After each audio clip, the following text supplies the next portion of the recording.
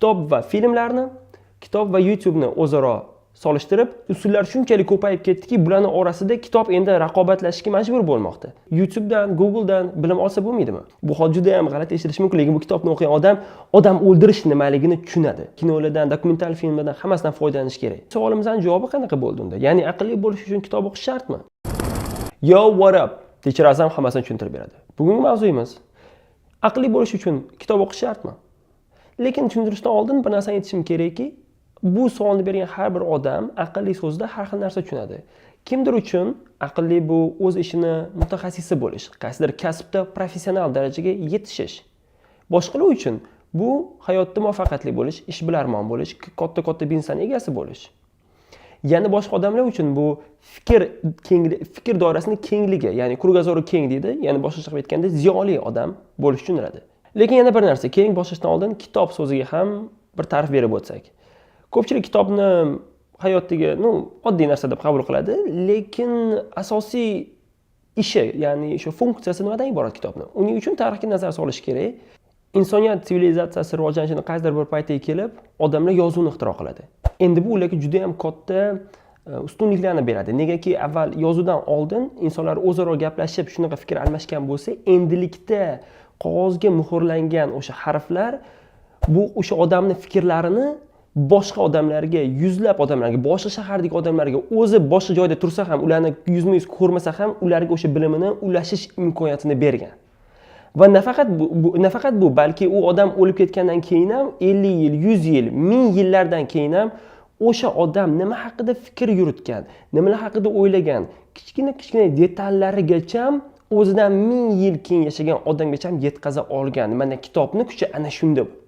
Demak, bundan xulosaki, kitob ma'lumotni saqlash va yetkazishning usuli bo'lgan. Ya'ni hattoki yagona usuli bo'lgan bir necha ming yillar davomida toki sanoat revolyutsiyasi bo'lib, ya'ni sanoat inqilobidan so'ng texnologiya rivojlanishni boshlab, o'sha radio va kinoteatrlar paydo bo'lmaguncha. Demak, kinoteatrlar va radio endi informatsiyani saqlab yetkazishning yangi usullari bo'lgan.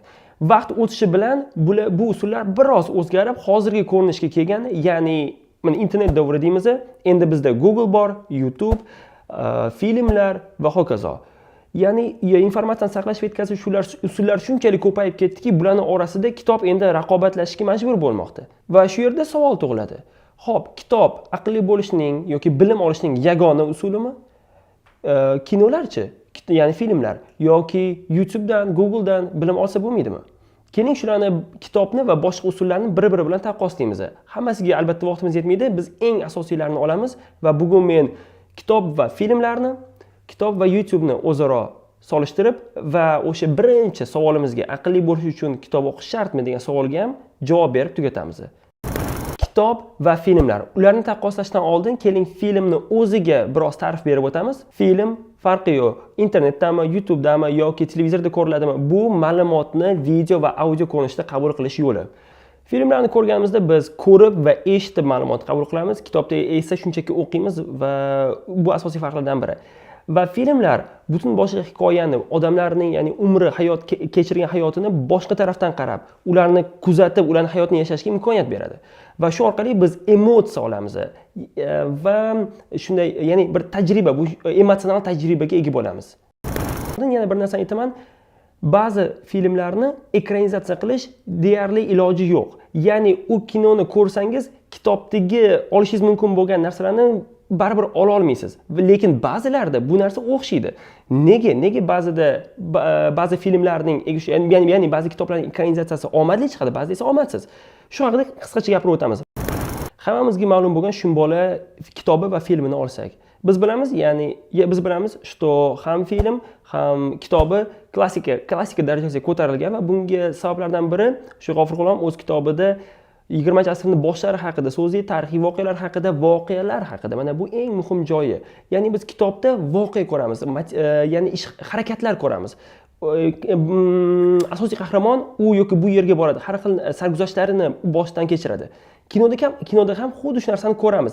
Demak, biz kitobning asosiy mohiyati, asosiy g'oyasini kinoda ham ko'ra olyapmiz. Lekin ba'zi kitoblar borki, ularning mohiyati kinoda yetkazib berishning iloji yo'q. Ulardan biri Keling mana Dostoyevskiyning Jinoyat va jazo kitobini olsak.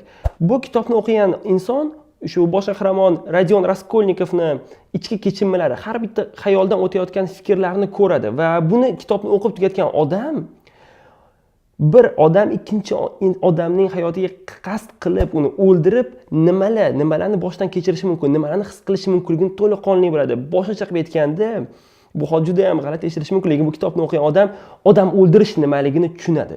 Ya'ni ichidan nima narsalar o'tishini hammasini tushunadi.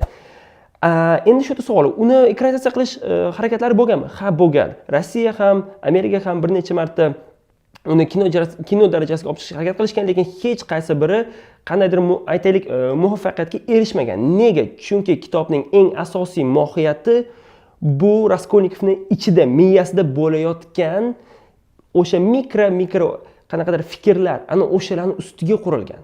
Bu narsa faqatgina kitob o'qibgina bilsa bo'ladi. Kinoda bu narsalar yo'qolib ketadi.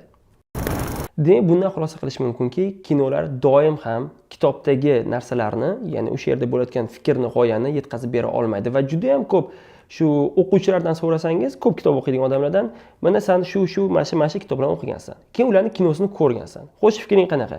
Va aksariyati, demak, deyarli hammasi aytadiki, kitobi yaxshiroq edi. Keling endi YouTube haqida gaplashamiz. YouTubening funksiyasi kinodan va kitobdan anchagina farq qiladi. YouTube bu xuddi Googlening video ko'rinishi desa ham bo'ladi. Chunki YouTubeda butun dunyodagi bilimlar saqlanadi. Faqat birgina muammo bor, bilimlarning deyarli barchasini ingliz tilida topish mumkin.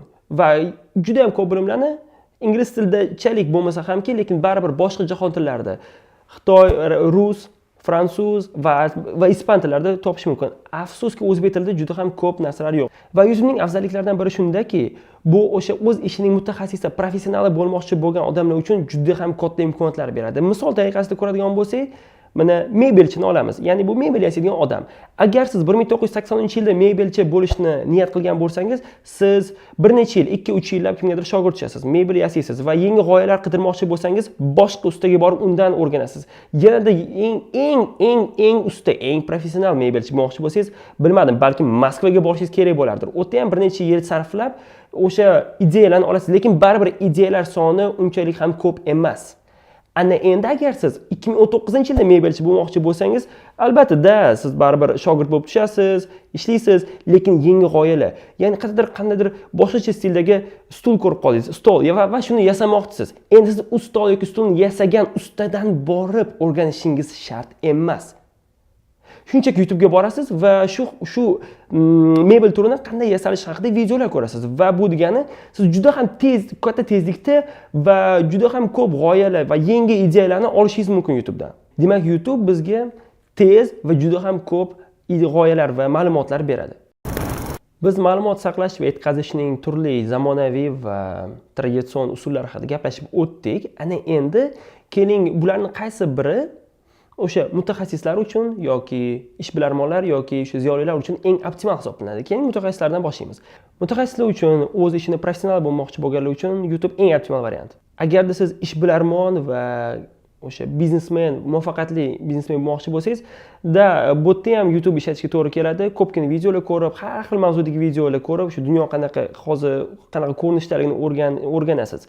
Undan tashqari, lekin baribir kitoblarga ba'zida murojaat qilinadi, negaki o'sha odamlarni, ya'ni milliarder insonlar yoki ishbilarmon insonlarni, muvaffaqiyatli insonlarning hayotini, biografiyasini o'rganish, ular o'tib kelgan yo'lni o'rganish kerak bo'ladi baribir. Va mana bu yerda endi kitob yordam beradi. Fikr doirasini kengaytirmoqchi bo'lgan odamlar uchunchi, ular uchun ham YouTube juda ham ko'p imkoniyatlar beradi. Ya'ni u yerda har xil mavzudagi ma'lumotlarni olish mumkin. Ya'ni bu orqali dunyoni o'rganish mumkin. Tarix, geografiya, hamma jabhalarini. Lekin nimadirga baribir ko'proq qiziqib qoladi odam va ana o'sha ko'proq qiziqqan, o'zi qiziqqan mavzuni endi chuqurroq o'rganish uchun baribir kitobga murojaat qilishga to'g'ri keladi. Asosiy savolimizning javobi qanaqa bo'ldi unda? Ya'ni aqlli bo'lish uchun kitob o'qish shartmi? Javob ha yoki yo'q bo'la olmaydi. Chunki qaysidir joygacha kitob o'qish balkim shart emasdir. Ya'ni umumiy bilimlarni olish uchun, dunyo qanaqa yashashini bilish uchun. Lekin agarda siz qaysidir sohada chuqur bilimga ega bo'lmoqchi bo'lsangiz, baribir kitobga murojaat qilishga to'g'ri keladi. Lekin kitobni hozir ko'rinishlar ham o'zgarib borgan. Bu faqatgina qog'oz kitob emas, kimdir elektron kitob o'qiydi va ba'zilar hattoki audio kitob ham eshitadi. Bu hammasi bitta narsa deb hisoblash mumkin. Endi xulosa o'rinda sizlarga bir misol aytmoqchi edim. Buni qayerdadir oldin bir eshitganman, yo o'qiganman, lekin eslolmayman. Lekin ma'nosi shunaqa ediki, oldingi bilim olish turi, ya'ni kitob orqali bilim o'rganish va hozirgi internet erasi, internet davridagi bilim olishni farqi ko'rsatilgandi va shu yerda bir o'xshatish qilingan. Agar bilimni biz butun bir okean deb oladigan bo'lsak, hozirgi internet asridagi o'sha Googledan foydalanib, YouTubedan kinolar ko'rib bilim oladigan odamlar bu xuddi surferlarga o'xshaydi. Ya'ni ular okeanning sathida juda ham katta tezlikda harakatlanib, okeanning juda ham ko'p qismlariga borib kela oladi. Ular kam qisqa vaqt ichida ko'p joylarda bo'la oladi. Ya'ni bu degani har xil mavzudagi, har xil temadagi, har xil sferadagi ma'lumotlarni bilish mumkin. Lekin faqatgina sathida biladi xolos. Lekin kitob o'qib o'rganadigan odamlar, ular xuddi akvalanglarga tenglashtirilgan.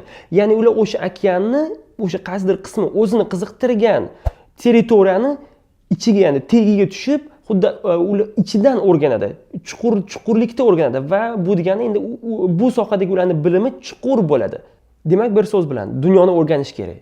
Nima bo'layotganini bilish kerak. Hamma mavzudagi bilimlar bo'lishi kerak. Shuning uchun ham YouTube va kinolardan, dokumental filmlardan hammasidan foydalanish kerak. Lekin albatta qaysidir mavzuda chuqur bilimga ega bo'lish kerak. O'zingizlarni qiziqtirgan mavzuda. Mana bunda endi kitoblarga murojaat qilinglar. Hammaga rahmat. Video yoqqan bo'lsa like bos, obuna bo'l va unutma, Teacher Azam hammasini tushuntirib beradi. Ko'rishguncha.